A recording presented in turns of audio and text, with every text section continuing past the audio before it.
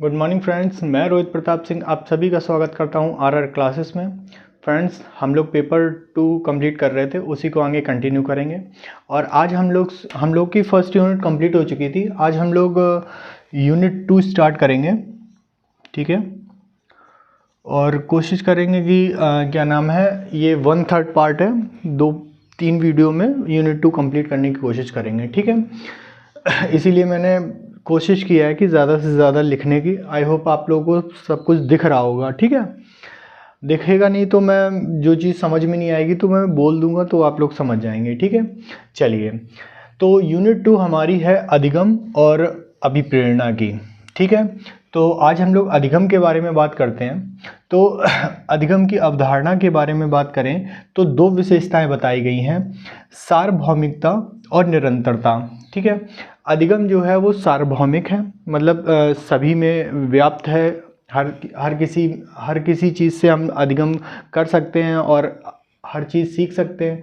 निरंतरता मतलब निरंतर है, हमेशा चलता रहता है और ये जन्म से लेके मृत्यु तक चलने वाली प्रक्रिया है। इसको हम सतत प्रक्रिया भी कह सकते हैं, ठीक है। सतत प्रक्रिया है, जन्म से लेके मृत्यु तक चलती है, ठीक है।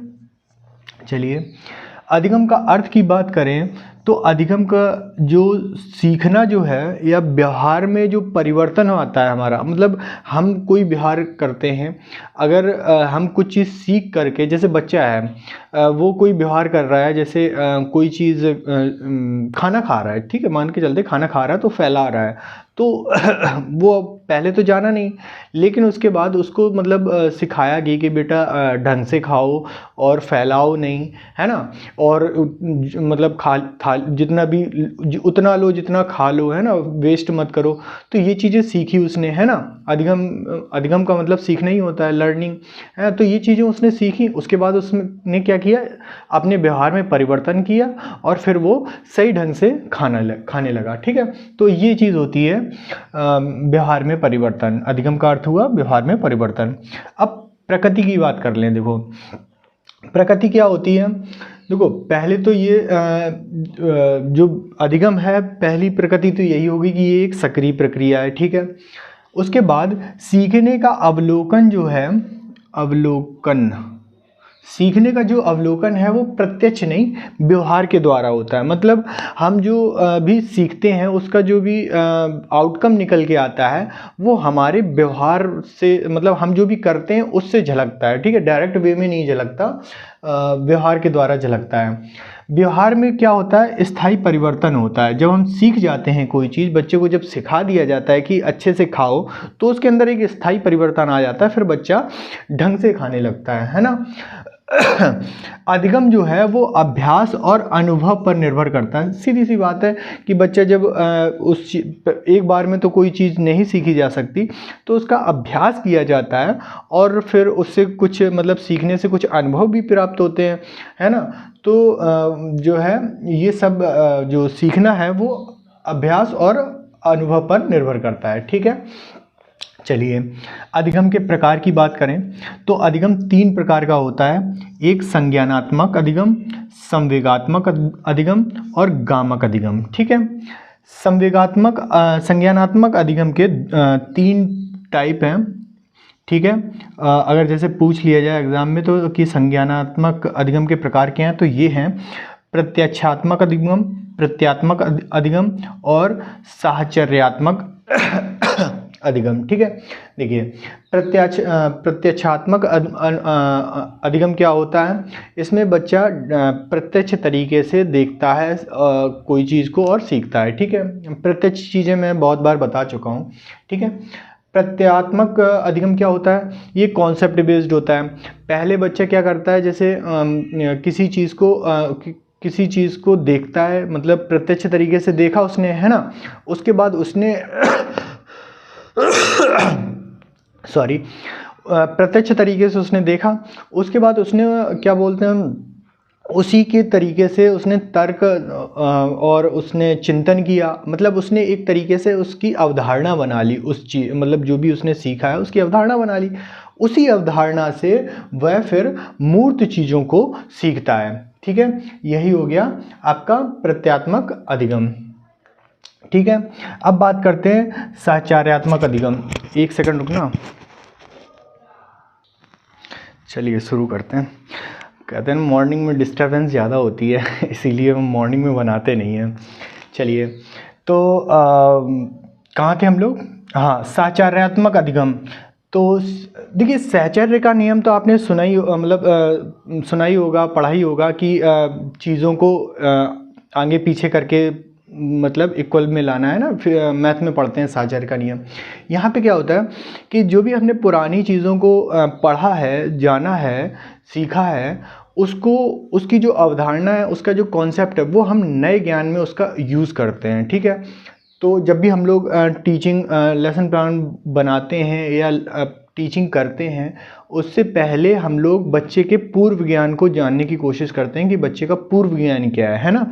तो उसी से रिलेट होके हम नए कॉन्सेप्ट को पढ़ाना शुरू करते हैं। ठीक है, तो वही होता है साहचर्यात्मक नियम कि पुराने ज्ञान को नए ज्ञान से जोड़ के बताना। ठीक है, चलिए, संवेगात्मक अधिगम क्या होता है कि जब भी हम सीखने में हमें इमोशंस की जो ज़रूरत होती है और इमोशंस हमें सीखने में मदद भी करते हैं, तब हमारे वो संवेगात्मक अधिगम के अंतर्गत आता है। जैसे कोई भी हम काम करते हैं, जैसे मतलब कोई एथलीट है, वो बहुत सारे जैसे हमारे एथलीट रहे हैं जिन्होंने हमारे देश के लिए बहुत ही अच्छा काम किया है। तो क्या होता है, उनके पीछे एक मोटिवेशनल स्टोरी होती है ना, तो वो उनको मोटिवेट करती है और वो इमोशनली उनसे अटैच होती है ना। कोई भी काम करे, जैसे क्रिकेट खेलें या बॉक्सिंग करें या जो भी कुछ करते हैं, तो वो हमारे इमोशंस के अंतर्गत आती है। गामक क्या होता है? गामक मेनली गामक से मतलब है गति से। ठीक है, देखिए, इसमें क्या होता है, अंग संचालन और गति पर नियंत्रण करना ही जो है गामक। जिन मतलब सीखने में अंग का संचालन हो, गति पर नियंत्रण हो, मतलब गति की नियंत्रण की आवश्यकता हो, ऐसे अधिगम को हम गामक अधिगम कहते हैं। जैसे बच्चा स्टार्टिंग में क्या करता है कि बैठना सीखता है, चलना सीखता है, दौड़ना सीखता है, तो उसमें अंग संचालन की ज़रूरत पड़ी, गति पे उसने नियंत्रण करना शुरू किया है ना। तो एकदम मतलब कोई भी काम करते हैं तो एकदम से भागने तो लगते नहीं, उसमें पहले नियंत्रण करते हैं। तो गति पर नियंत्रण जो है वो है हमारा गामक अधिगम। ठीक है, अब बात करते हैं अधिगम की विशेषता। तो देखिए, अधिगम की क्या क्या विशेषता है? सीखना एक प्रक्रिया है। ठीक है, मतलब एक प्रक्रिया ही है। ठीक है, सही प्रतिचार्यों का चुनाव, मतलब सही रेस्पॉन्स का चुनाव। ठीक है, कभी जब भी हम अधिगम सीखते हैं तो उसमें हमें मतलब जो रेस्पॉन्स होना चाहिए वो भी हमारा इम्पॉर्टेंट रोल रखता है। अभ्यास एक इम्पॉर्टेंट रोल रखता है कि अधिगम में अभ्यास की ज़रूरत है। परिवर्तन में स्थायित्व, तो वही हमने बताया कि व्यवहार में जो है स्थायी परिवर्तन आ जाता है। लक्ष्य की प्राप्ति हो जाती है। विभेदीकरण, विभेदीकरण क्या होता है कि आपने एक क्रिया की, उसके बाद दूसरी क्रिया की, उन दोनों में आप दोनों में जो है अंतर कर पाएंगे, क्रियाओं में अंतर कर पाएंगे कि हाँ दोनों क्रियाओं में क्या अंतर है। ठीक है, तो ये होता है हमारा विभेदीकरण। ठीक है, अब बात करते हैं थॉर्नडाइक। ठीक है, थॉर्नडाइक के कुछ सीखने के नियम है, उन्होंने सीखने के नियम दिए थे बहुत ज़्यादा। आज की वीडियो में ऐसे मानिए ये टर्म देखो, वर्डिंग साइकोलॉजी में आपको वर्डिंग बहुत ज़्यादा इंपॉर्टेंट है, आपको वर्डिंग समझनी पड़ेगी। ठीक है, वर्डिंग समझ गए तो आप कॉन्सेप्ट समझ गए। ठीक है, वर्डिंग बहुत ज़्यादा इंपॉर्टेंट होती है वो, और वरना जो MCQ वगैरह बनते हैं तो उसके लिए आपको ये वाला और ये वाला टर्म मोस्ट इम्पॉर्टेंट है। इस वाले टर्म में आपको सिर्फ और सिर्फ वर्डिंग पे ध्यान देना है कि किस तरह से वर्डिंग मतलब किसका मतलब क्या होता है। जैसे यहाँ पे प्रतिचार्यों का मतलब रेस्पॉन्स होता है। देखो, प्रतिचार्य है आप नहीं समझते है ना, लेकिन अगर रेस्पॉन्स कह दिया तो आप समझ रहे हो कि हाँ किसी चीज़ पे हमने रेस्पॉन्स किया है ना। विभेदीकरण, विभेदीकरण नहीं समझे कि क्या होता है कि भाई अंतर करना है ना। और और से बहुत सी चीज़ें आएंगी, जैसे फिर बताते जाएंगे, ठीक है। चलिए, थॉर्नडाइक के सीखने के नियम की बात करें तो इन्होंने 3 सबसे इम्पॉर्टेंट, मतलब ये इम्पॉर्टेंट हो जाता है आपके लिए, तो इन्होंने दिया था प्रभाव का नियम। मतलब उन्होंने कहा था कि अधिगम तभी सक्सेस होगा जब वो प्रभावी होगा, ठीक है। उसका लाइफ में उसके मतलब जो भी सीखने वाला है उसके उद्देश्यों की पूर्ति हो तभी वो सीखेगा, वरना बेफिजूली में कोई नहीं सीखेगा। आप लोग मेरी वीडियो क्यों देख रहे हो? क्योंकि आपको इसकी नीड है ना, इसलिए प्रभाव बहुत ज़्यादा सीखने में इम्पॉर्टेंट रोल रखता है, ठीक है। चलिए, तत्परता। तत्परता क्या है भाई? आप अगर सीखने के लिए तत्पर हो तो ही आप सीख सकते हो। आपको कोई ज़बरदस्ती नहीं सिखा सकता। अगर मैं पढ़ा भी रहा हूँ, आपका मन नहीं है, आपने बंद करके रख दिया कि नहीं पढ़ना है, बाद में देखा जाएगा, होगा सो होगा, है ना। तो आप तत्पर ही नहीं तो आप नहीं पढ़ पाओगे, लेकिन आपका तत्पर होना भी ज़रूरी है, ठीक। अभ्यास का नियम। अभ्यास का नियम जो है वो बहुत ज़्यादा इम्पॉर्टेंट है कि भाई किसी चीज़ का आप जितना ज़्यादा अभ्यास करोगे उतना ही ज़्यादा अधिगम प्रखर होगा। वही नहीं बोलते प्रैक्टिस मैन मेक परफेक्ट। एक चीज़ और, हाँ, एक टर्म याद आ गया तो हम बता दें, कलन विधि। कलन विधि क्या होता है? देखिए, यहाँ पे अभ्यास जो है आपको एक पॉजिटिव टर्म में दिया, लेकिन सीटेट में ये एक निगेटिव टर्म है। मतलब कलन विधि किसी चीज़ को बार बार रिपीट करना, है ना, किसी चीज़ एक ही विधि को या एक ही क्रिया को बार बार बताना है। जैसे जोड़ है, किसी बच्चे को जोड़ना सिखा रहे हैं तो एक ही प्रक्रिया के तहत आपने उसको बार बार कराया, तो वो क्या कहलाई? कलन विधि कहलाई। और ये निगेटिव वर्ड है ना, तो ये कभी सही नहीं होता, ठीक है। याद आया तो मैंने सोचा चलो बता दें, ठीक है। चलिए, अभ्यास हो गया। तो अभ्यास की बात करें तो ये 2 टर्म होते हैं, एक उपयोगी नियम, अनुपयोगी। जो उपयोगी होगा उस पर मतलब ज़्यादा वर्क किया जाएगा, अनुपयोगी होगा उस पर कम वर्क किया जाएगा, ठीक है। सीखने के अन्य नियम क्या है? विविध प्रतिचार्यों का नियम। प्रतिचार्यों का मतलब क्या हुआ? आपका रेस्पॉन्स। मतलब जो भी आपके रेस्पॉन्स होंगे वो अलग अलग रेस्पॉन्स होंगे, है ना। तो जिसमें आपका जितना ज़्यादा रेस्पॉन्स होगा वो चीज़ आप उतने ही ज़्यादा से अच्छे से सीख पाओगे, है ना।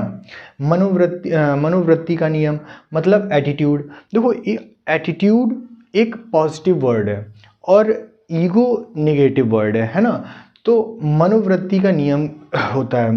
तो मनोवृत्ति का नियम क्या कहलाता है आपका? कि आप जो भी सीखना चाहते हो वो आप क्या बोलते हैं, आपकी स्वाभाविक मनोवृत्ति। मतलब अगर आप उसमें अपना रुचि दिखा रहे हो, एक तरीके से रुचि है, अगर आप के अंदर की मतलब मनोवृत्ति जागी कि हाँ भाई इसे सीखना चाहिए, तो ही आप सीख सकते हो। वर्णनात्मक अनुक्रिया, ठीक है, इसका मतलब होता है सिलेक्टिव रेस्पॉन्स, ठीक है। मतलब कुछ चुनिंदा मतलब सिलेक्टिव रेस्पॉन्स होते हैं जिसकी वजह से आप लोग सीखने में ज़्यादा मतलब सीखने के लिए आप क्या करेंगे, ज़्यादा से ज़्यादा उस चीज़ को सीखने की कोशिश करेंगे जितना अच्छा मतलब जैसा सिलेक्टिव रेस्पॉन्स होगा, ठीक है। समानता का नियम। समानता का नियम समानता का नियम समानता का नियम ये मैं आपको बाद में बताता हूँ क्या है समानता का नियम, मुझे याद नहीं आ रहा। साहचर्य परिवर्तन का नियम, ठीक है, मतलब पुरानी चीज़ से नई चीज़ों को जोड़ना, ठीक है। समानता का नियम क्या था? चलिए आगे देखते हैं। शैक्षिक महत्व, ये मैं अगली वीडियो में बता दूंगा, ठीक है, समानता का नियम क्या था, ठीक है। सीखने के शैक्षिक महत्व क्या हैं? उद्देश्यों की स्पष्टता, मतलब उद्देश्य मतलब अगर आप सीख रहे हैं कोई चीज़ तो उसका आप शैक्षिक क्षेत्र में आपका क्या महत्व है, ठीक है। तो आपके उद्देश्यों की क्लियरिटी हो जाती कि हाँ आपको किस चीज़ के लिए पढ़ना है या सीखना है, ठीक है।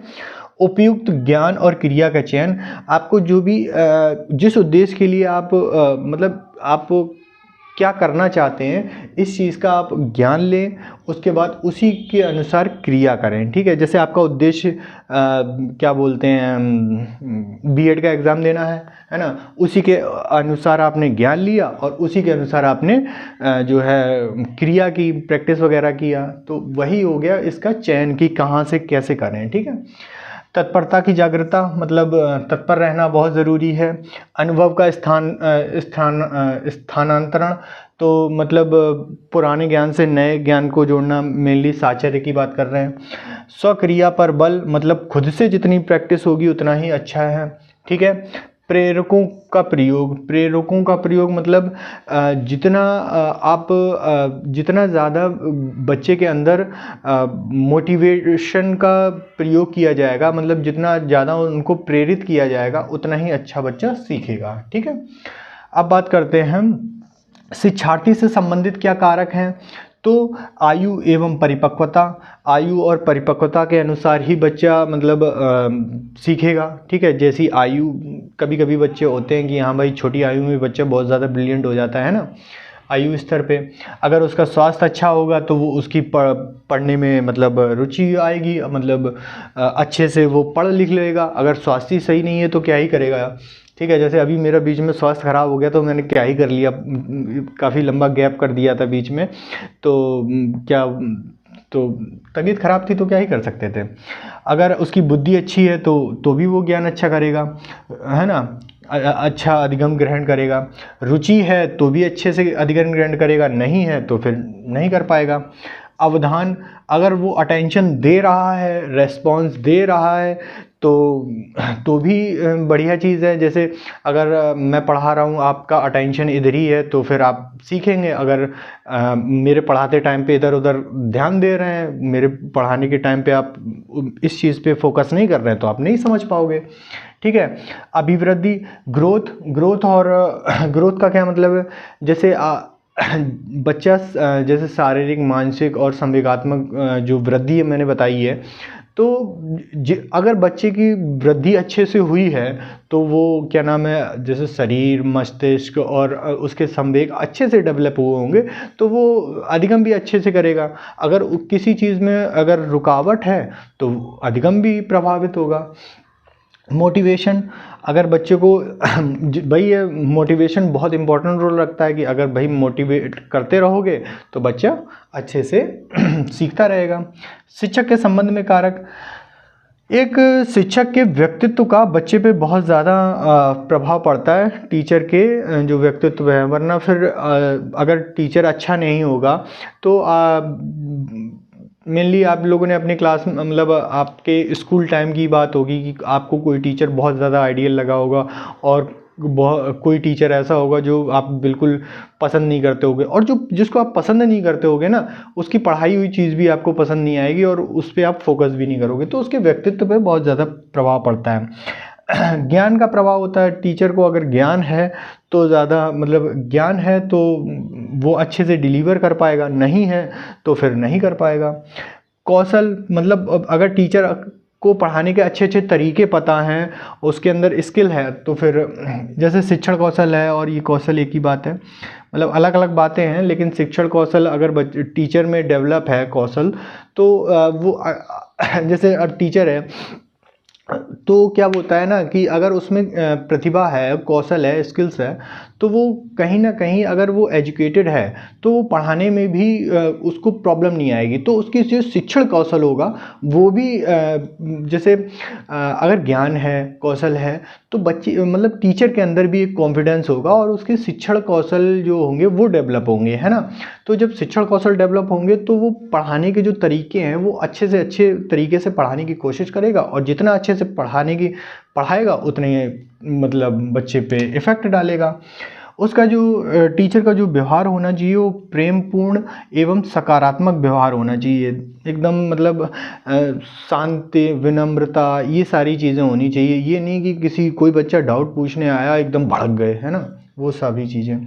वही नकारात्मक, उदासीन, उपेक्षापूर्ण व्यवहार का प्रभाव, अगर ऐसा कोई करता है टीचर कि उसके पास अगर कोई बच्चा अपनी प्रॉब्लम्स लेके जाता है और वो उसको नकार देता है, तो फिर बच्चा भी उसको उस हिसाब से रिस्पॉन्स नहीं देगा। ठीक है। पाठ्य पुस्तक के संबंध में बात करें तो ये सारी चीज़ें हैं कि कठिनाई का स्तर हो, जीवन से संबंधित हो, संगठित हो और प्रकृति से रिलेटेड हो।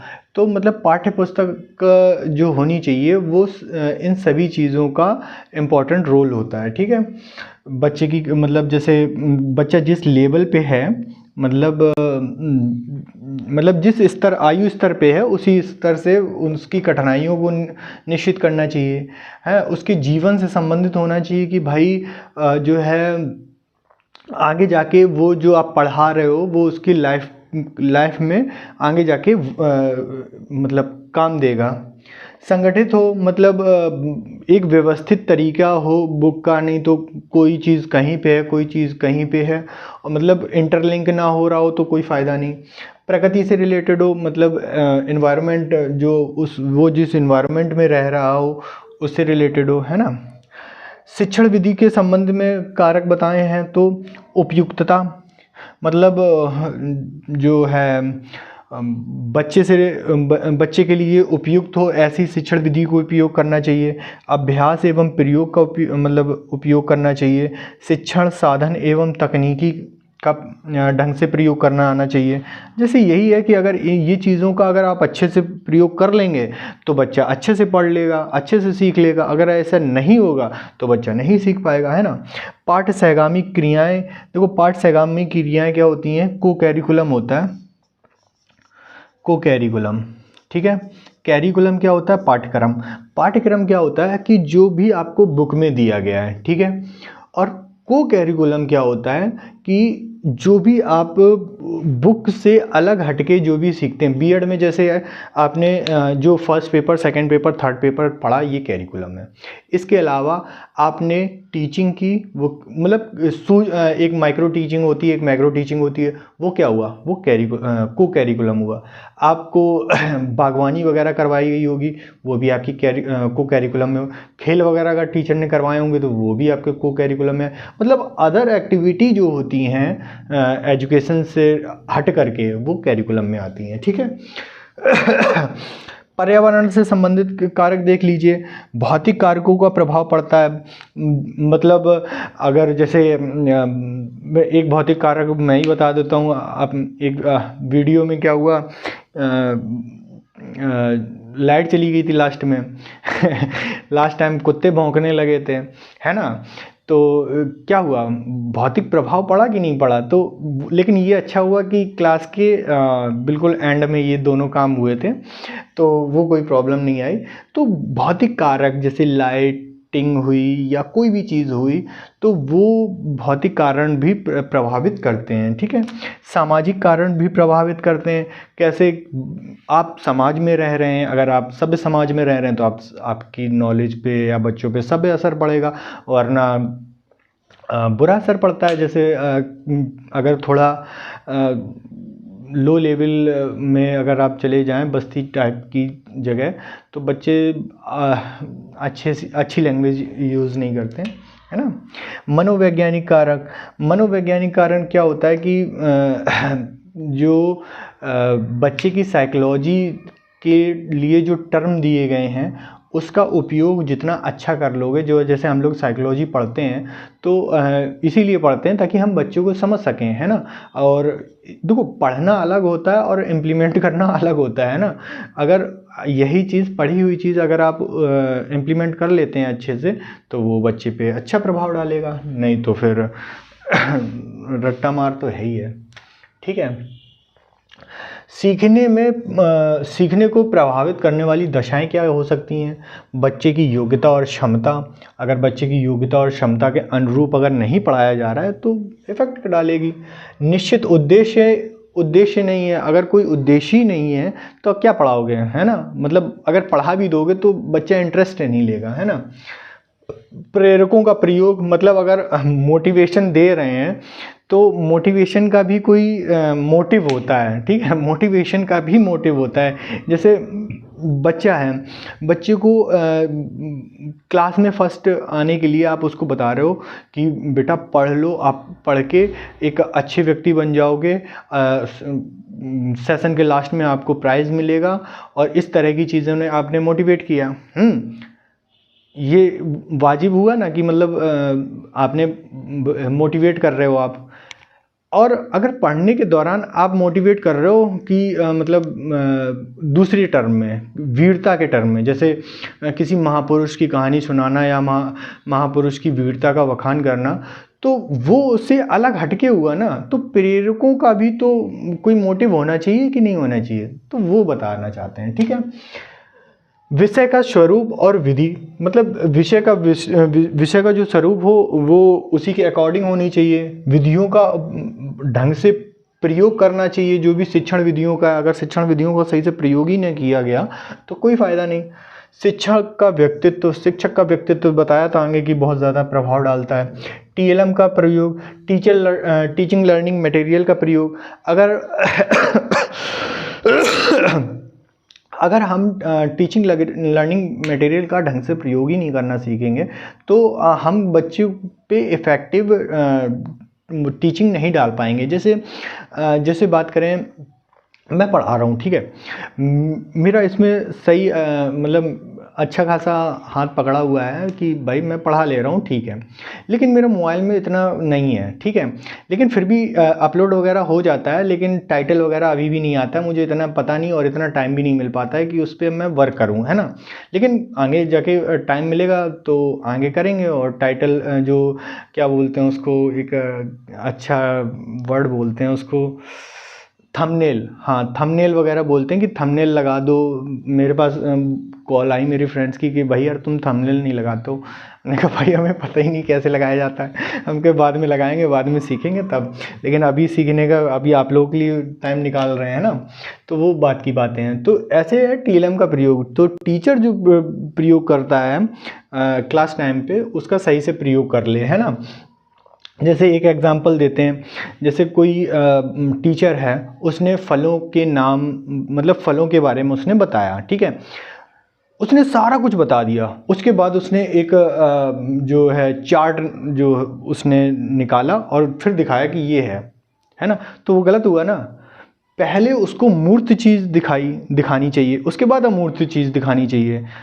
जब मैं शिक्षण मतलब वो बताऊंगा कि किस तरह से पढ़ाया जाता है, मूर्त से अमूर्त, सरल से कठिन, है ना।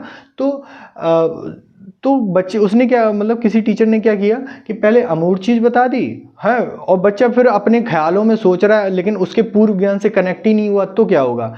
तो पहले मूर्त चीज़ दिखानी चाहिए। तो इसका क्या मतलब हुआ कि टीएलएम का सही से उपयोग करना चाहिए, teaching learning material, full form याद रखना, ठीक है। अभ्यास, अगर किसी बच्चे ने ढंग से अभ्यास ही नहीं किया, है ना, पहले एक बार बता दिया कि भाई ये फ्रूट्स नेम है, याद कर लो, है ना, या इसकी विशेषता जान लो, बच्चे ने ठीक है कर लिया, उसके बाद उसने अभ्यास ही नहीं किया, भूल गया। साइकिल है, साइकिल एक दिन चलाना सिखाया, है ना, तो पहले दिन कितना ही सीख लेगा, उसके बाद उसने प्रैक्टिस ही नहीं करी। जैसे मेरा है, मैंने एक बार गाड़ी चलाना सीखा है एक बार सीखा, 2 बार सीखा, बस उसके बाद फिर गाड़ी हाथ में ही नहीं लगी तो नहीं आता, भूल गया। ठीक है, चलिए आगे देखते हैं। हाँ, यहाँ तक हो गया। आई होप इतना आपको समझ में आया होगा, ठीक है। अब आपके लिए बहुत ज़्यादा इम्पोर्टेंट टॉपिक चल रहा है, वो है अधिगम के सिद्धांत, ठीक है। उसमें से हम सबसे पहला जो है वो पावलव पढ़ेंगे, ठीक है। बहुत ज़्यादा इम्पोर्टेंट है, ध्यान से देखना। पहली चीज़, पावलव ने कुत्ते पर प्रयोग किया और अनुकूलित अनुक्रिया का सिद्धांत दिया, ठीक है। तो रफ कर दें, क्या करें, एक काम करिए, आप लोग इसका स्क्रीनशॉट ले लीजिए, फिर मैं उधर का थोड़ा सा रफ कर दे रहा हूँ। कहाँ गया, छोड़ो यार, दूर रखा है, चलो रफ ही कर देते थोड़ा सा, है ना, ताकि यहाँ पे अच्छे से समझा सकेंगे, नहीं तो फिर प्रॉब्लम आ जाएगी। चलिए इतना सही है। चलिए, तो अधिगम का सिद्धांत, ठीक है, पहला है पावलव ने दिया था अनुकूलित अनुक्रिया का सिद्धांत।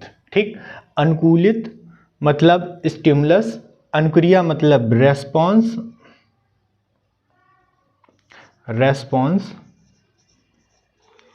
ठीक है।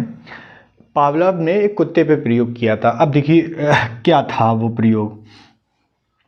ये एक पिंजरा था, उन्होंने एक पिंजरा लिया, ठीक है, इसमें एक कुत्ते को, अब यार कुत्ता बनाना तो आता नहीं है, चलिए ये कुत्ता मान लीजिए, ठीक है, ये कुत्ता है अब नहीं आता तो नहीं आता, ठीक है। ये रोटी है, ठीक है, ये क्या है, रोटी है, ठीक। चलिए यहाँ पे एक घंटी है, ठीक है, एक बैल है, ये घंटी है, ठीक है। देखिए अब क्या हुआ कि एक कुत्ते को क्या नाम है, एक घंटी बजाई, है ना, फिर घंटी बजाते टाइम पे कुत्ते में कोई रेस्पॉन्स नहीं हुआ, ठीक है। उसके बाद उद्दीपक, मतलब उद्दीपक का मतलब स्टिमुलस, उद्दीपक का मतलब स्टिमुलस होता है। स्टिमुलस क्या होता है कि किसी कार्य को करने की इच्छा जगा देता है वो चीज़, मतलब किसी कार्य को करने के लिए कहता है कि जाओ करो जाके, है ना।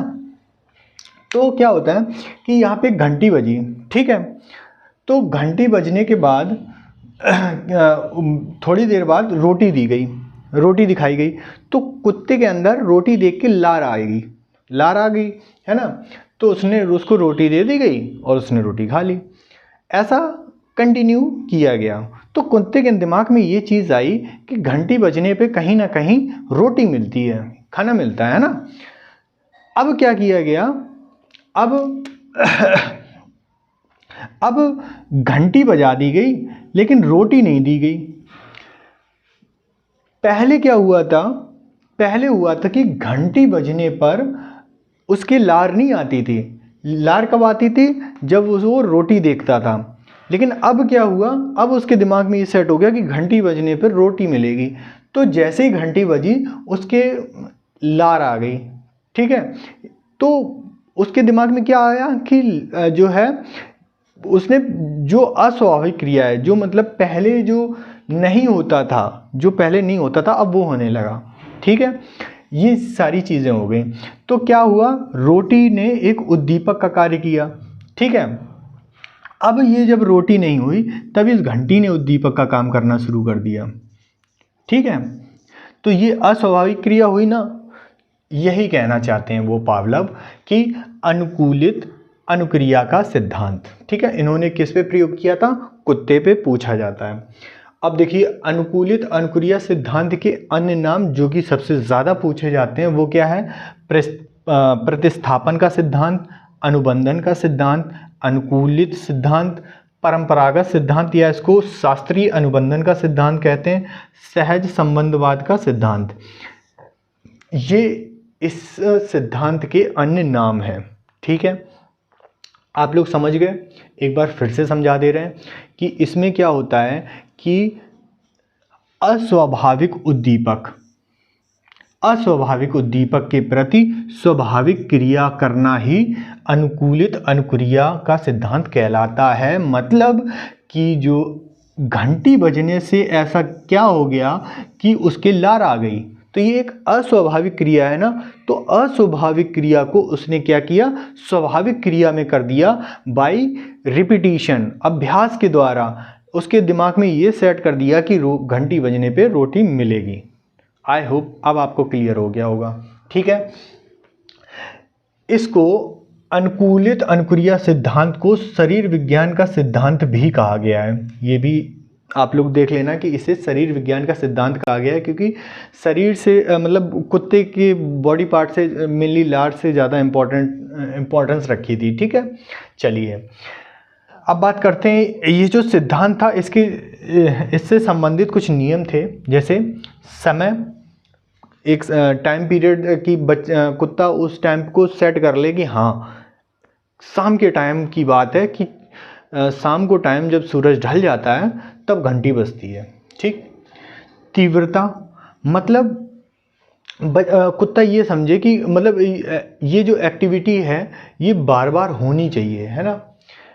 एक रूपता मतलब एक जैसी ही चीज़ें होनी चाहिए, ये नहीं कि पहले रोटी, कभी कभार रोटी पहले दे दी, है ना, घंटी बाद में हो जाए, नहीं, एक ही चीज़ होनी चाहिए।